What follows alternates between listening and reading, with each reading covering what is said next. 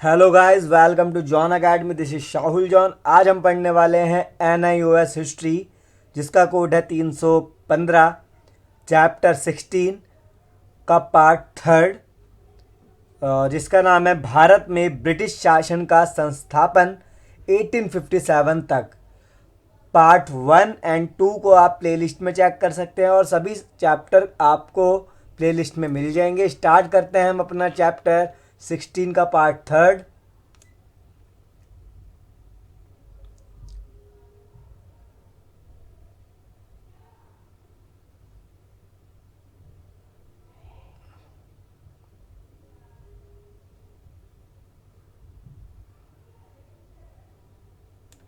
तो यहाँ से हमें अपना चैप्टर स्टार्ट करना है, जो पार्ट थर्ड है। स्टार्ट अप करना है हमें इस चैप्टर का।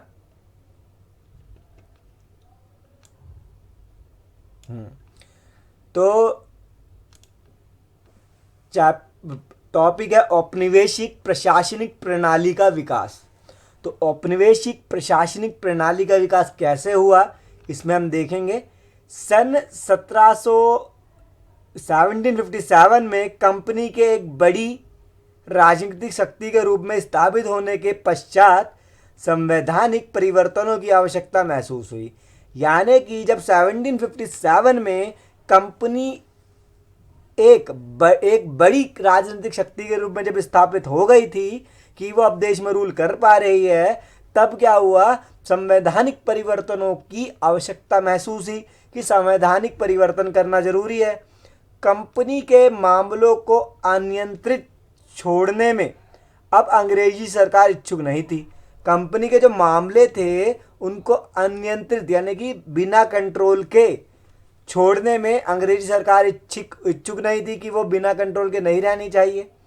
व्यापारियों तथा उत्पादकों की तरफ कंपनी का एकाधिकार समाप्त करने का दबाव बढ़ता ही जा रहा था। व्यापारियों और उत्पादकों की तरफ से कंपनी का एकाधिकार समाप्त करने का दबाव बढ़ता ही जा रहा था। कंपनी चाहती थी कि व्यापारियों और उत्पादकों का जो एकाधिकार है, मोनोपोली है, वो खत्म हो जाए। सरकार द्वारा बंगाल में फैलाए भ्रष्टाचार को लेकर जनता आक्रोश में थी। जो भी अंग्रेजी सरकार ने बंगाल में भ्रष्टाचार को फैलाया था, उससे जनता क्या हो गई थी, गुस्से में। मुक्त व्यापार मुख्य मांगे थी। उनकी मांगे क्या थी जनता की? मुक्त व्यापार यानी कि फ्री ट्रेड। अंग्रेजी संसद ने कई अधिनियम लागू किए, जिनमें सबसे पहले 1773 का रेगुलेटिंग एक्ट आता है। तो अंग्रेजी संसद ने, इंग्लिश पार्लियामेंट ने कई अधिनियम लागू किए, जिसमें से सबसे पहला कौन सा माना जाता है? 1773 का रेगुलेटिंग एक्ट। आपको ये याद रखना है। जो कंपनी के व्यापारियों की उन्मुक्त गतिविधियों पर लगाम लगाने पर कंपनी के अधीनस्थ क्षेत्रों में कुछ कानून लागू करने संबंधित था। जो किस लिए था 1770 का रेगुलेटिंग एक्ट?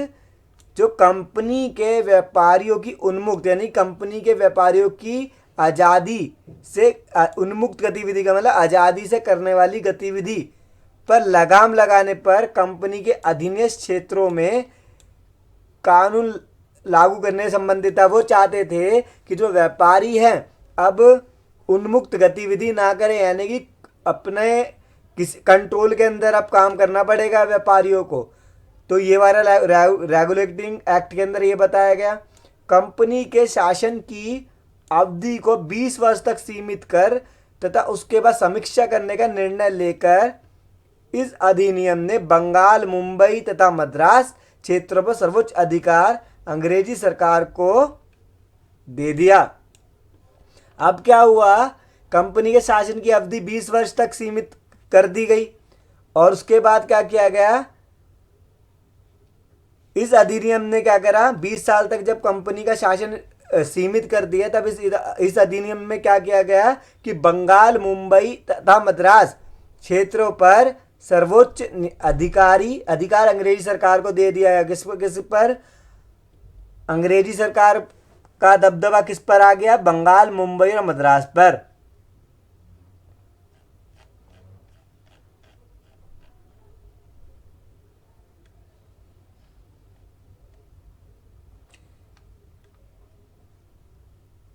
इस अधिनियम ने 3 क्षेत्रों को बंगाल के गवर्नर के अधीन संयुक्त भारत में एकीकृत प्रशासन व्यवस्था की शुरुआत की।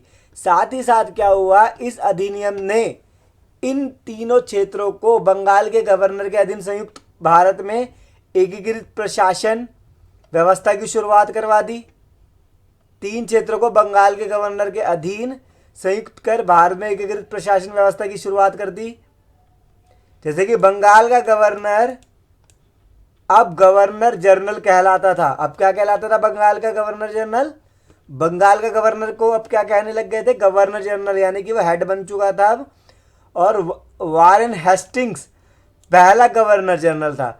साथ ही साथ वारेन हेस्टिंग्स जो था पहला गवर्नर जनरल था, 1773 से 1785 तक रहा। पिट्स इंडिया एक्ट को आधी अधूरी व्यवस्था कहा जाता है। फिर आया पिट्स इंडिया एक्ट 1774, जिसको आधी अधूरी व्यवस्था कहा गया है क्योंकि इसने संसद तथा कंपनी के बोर्ड अधिकारियों की मध्यस्थता का प्रयास किया। इसने क्या करा? इसने क्या करा? संसद तथा कंपनी के बोर्ड अधिकारियों की मध्यस्थता का प्रयास करा। बोर्ड ऑफ कंट्रोल की स्थापना करके संसद के प्रभाव में वृद्धि की, जिससे सभी सदस्य ब्रिटिश मंत्रिमंडल से चुने जाते थे। अब क्या कर दिया गया? बोर्ड ऑफ कंट्रोल की स्थापना कर दी, जिसमें संसद के प्रभाव में वृद्धि की, जिसके सभी सदस्य ब्रिटिश मंत्रिमंडल से चुने जाते थे। अब एक गवर्नर जनरल के रूप में लॉर्ड कॉर्नवालिस ने कंपनी के प्रशासन को व्यावसायिक अफसरशाही तथा यूरोपीय रूप प्रदान किया। एक गवर्नर जनरल के रूप में लॉर्ड कॉर्नवालिस ने कंपनी के प्रशासन को कौन सा रूप दे दिया? व्यावसायिक अफसरशाही। उसने कंपनी के कर्मचारियों द्वारा व्यापार को गैर कानूनी भी घोषित कर दिया।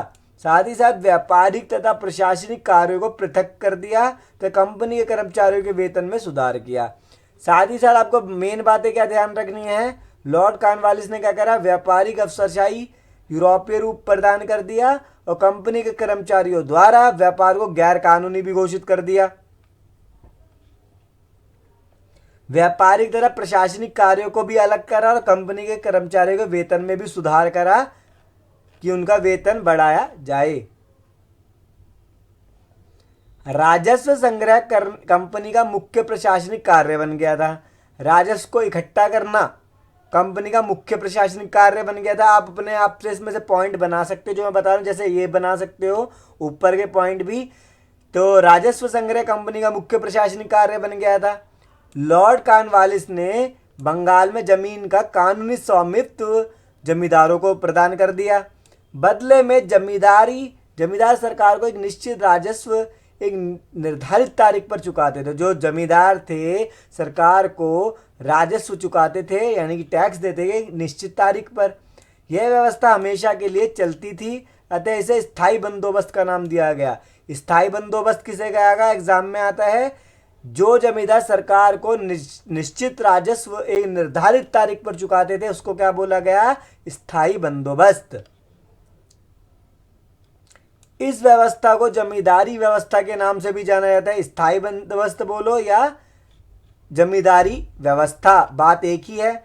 इस व्यवस्था का तात्कालिक परिणाम यह हुआ कि अब जमींदार भूमि के मालिक हो गए, किसान अपनी ही जमीन पर किराएदार हो गया। जब स्थायी बंदोबस्त आया यानी कि जमींदारी व्यवस्था आई, तब जमींदार भूमि के मालिक हो गए और किसान अपनी ही जमीन पर किराएदार अब हो गया था। इसको आप राइट डाउन कर सकते हैं अभी।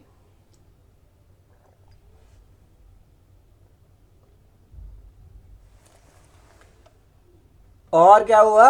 और जमीन अब क्रय विक्रय की संपत्ति हुई। जमीन को अब खरीदा बेचा जा रहा था तथा शासन को कृषि संबंधी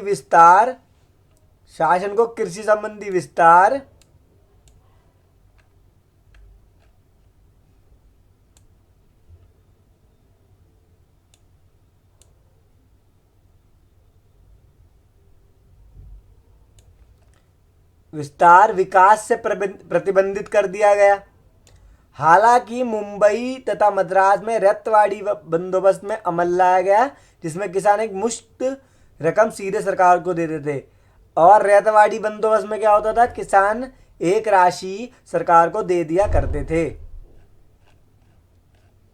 इनमें से ही एग्जाम में आता है, आपको पॉइंट बना लेने चाहिए अपने रजिस्टर में। इससे फिर अगर आप ये कर लोगे तो एक भी क्वेश्चन नहीं छूटेगा आपके एग्जाम में। तो आपको पॉइंट बना लेने हैं। 1813 ईस्वी में आया चार्टर एक्ट। कब आया चार्टर एक्ट? 1813 में।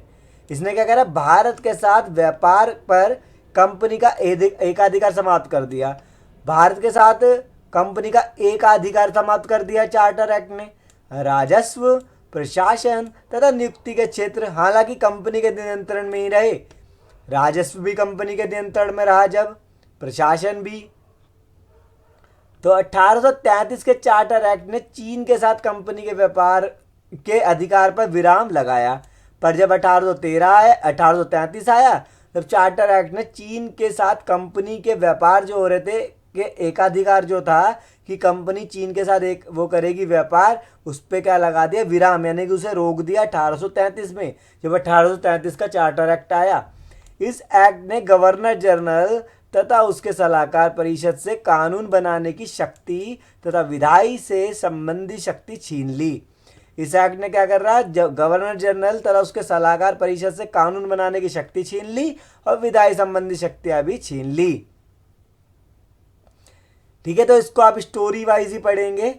फिर है अंग्रेजी क्षेत्र के विस्तार तथा बढ़ती प्रशासनिक आवश्यकताओं को देखते हुए नौकरशाही की आवश्यकता थी।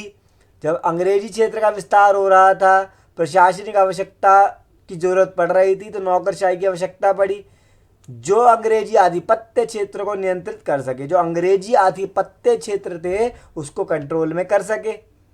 सन 1785 में लॉर्ड कॉर्नवालिस ने कंपनी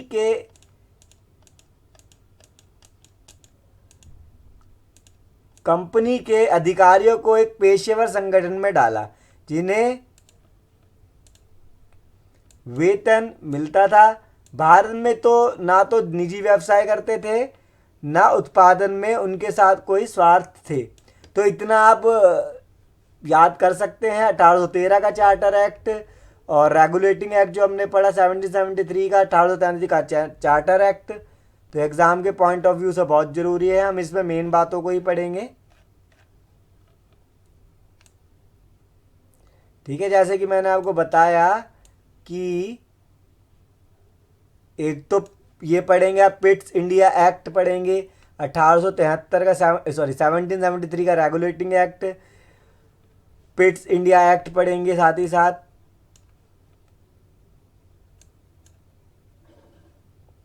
और साथ ही साथ पढ़ेंगे अब 1813 का चार्टर एक्ट और 1833 का चार्टर एक्ट। ठीक है, तो इतनी मेन बातें हैं, आगे होगी और देखते हैं।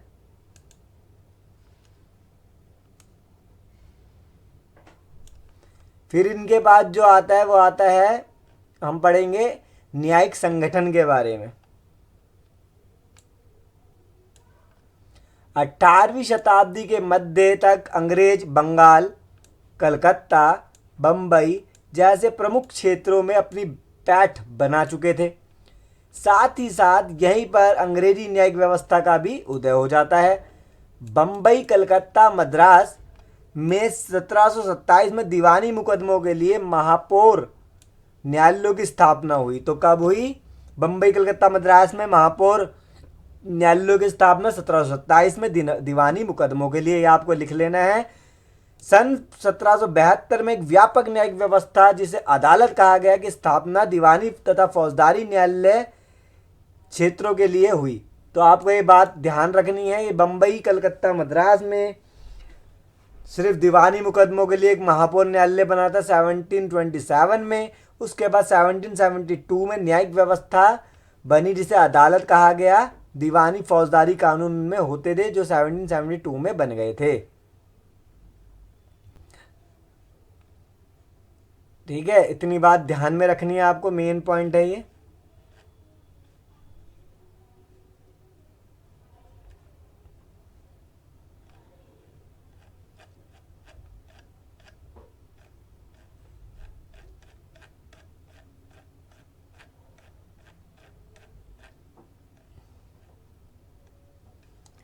रेगुलेटिंग एक्ट 1773 के तहत काउंसिल में सम्राट तथा कलकत्ता के प्रेसिडेंसी शहर में एक सर्वोच्च न्यायालय की स्थापना की गई। ये भी लिख लेना है आपको कि रेगुलेटिंग एक्ट 1773 में काउंसिल में सम्राट द्वारा कलकत्ता के प्रेसिडेंसी शहर में एक सर्वोच्च न्यायालय की स्थापना की गई थी। इस अधिनियम के अंतर्गत सर्वोच्च न्यायालय के पास बंगाल, बिहार, उड़ीसा में सभी प्रकार के न्याय क्षेत्रों को देखने का अधिकार था, सिर्फ एक अपवाद के अतिरिक्त। तो इतनी बात सिर्फ आपको ध्यान रखनी है कि रेगुलेटिंग एक्ट 1773 के तहत काउंसिल में सम्राट द्वारा कलकत्ता के प्रेसिडेंसी शहर में सर्वोच्च न्यायालय की स्थापना कर दी थी। और न्यायालय के पास बंगाल, बिहार, उड़ीसा में सभी प्रकार के न्याय क्षेत्रों को देखने का अधिकार भी था। ये भी देखते हैं, सिर्फ एक अपवाद के अधिक उन परिस्थितियों में विवादित राशि 4000 से अधिक होती थी तो उनके न्यायालय के लिए लंदन की प्रिवी काउंसिल में अपील की जा सकती थी। मद्रास तथा बम्बई में 1801 से 1823 में सर्वोच्च न्यायालय की स्थापना हुई। तो आपको ये बात ध्यान रखनी है, एक तो ये और ये कि मद्रास, बम्बई में सर्वोच्च न्यायालय की स्थापना 1801 1823 में हुई।